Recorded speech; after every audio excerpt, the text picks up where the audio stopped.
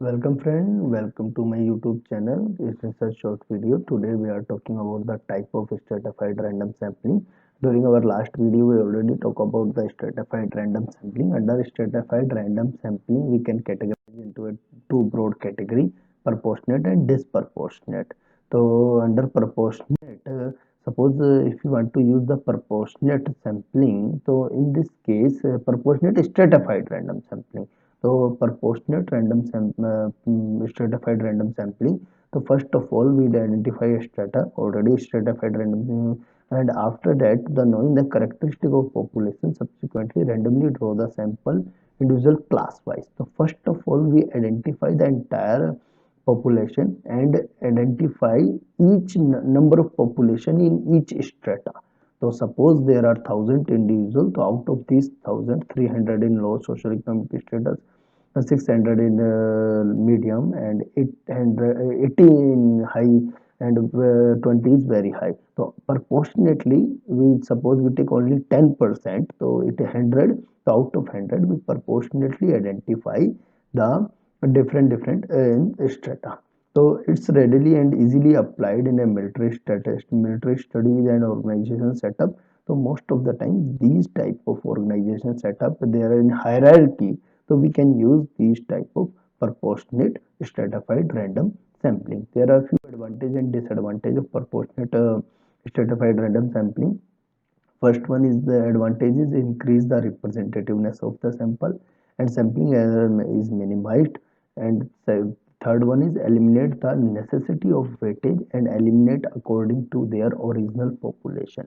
So maybe there are, if we are not aware about the number of population in each strata, so we can not able to take use a stratified random sampling. Yes, there are some disadvantage as well. It's a difficult method. First of all, we have to go in a deeper side of the composition of our entire population, and after that we can use this technique. And it's again the time consuming. Obviously, it's a difficult as well as time consuming. If we pay more time to identify the strata and number of population in each strata. Method has probability of classification error. Yes, it's a very important thing. There is a chance we can commit some classification error. Classification error means suppose we want to categorize our entire population into a two or three category. Suppose we just identify into a two category on the basis of education, graduate and postgraduate. So in this case, suppose a student studying in a post graduation first year, so we consider it a graduate or it's postgraduate, because graduation is completed, so we consider it in a graduate. But still, student are studying in a postgraduate classes, so we can consider it a postgraduate as well. But if suppose first year student we consider only the graduate, but after completing maybe final year student of PG is considered as a postgraduate or maybe graduate. So again, this is the sometime we can take a decision according to our objective and according to the researcher field. So we can categorize into a this particular way, or maybe due to this reason there is some classification error as well. So that's why we are not there is a chance we can commit some classification. And the disproportionate stratified random sampling, only the difference between the substrata drawn from the sample are not necessarily distributed according to their proportionate weight. Everything is similar, but the only difference between the first we identify strata and we are not selecting our as per the composition of real population. But we just identify strata. Even sometimes we are not aware about the exact number of the population in each strata, but only we are aware about 1,000 individual. We are aware about ki yes, there are two category, low social economic and medium social economic status, but we are not aware about the exact composition. We directly identify yes, there are two strata, or we take 100 data, so it means 50 in each. So this is the maybe some over representation and the under representation. In this case, if you see, if original population is 400, in low socioeconomic status, so there are over representation and under representation from medium social economic status.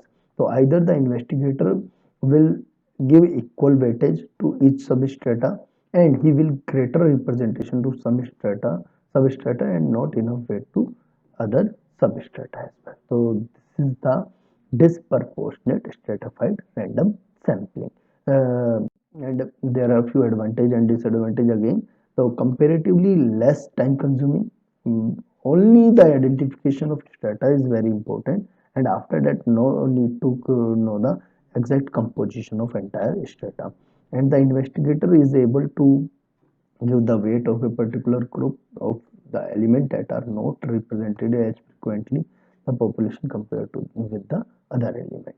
And this is the again the advantage of our disproportionate stratified random sampling. And disadvantage, sample may not be truly representative. Obviously under representation and over representation there, so that's why it's not truly representative.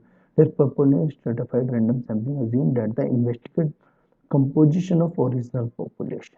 So we just know the composition. We are not aware about sometime the exact number of population. And investigator required to classify the population into a different situation, different strata as well. So these are the advantage and disadvantage of proportionate and disproportionate sampling.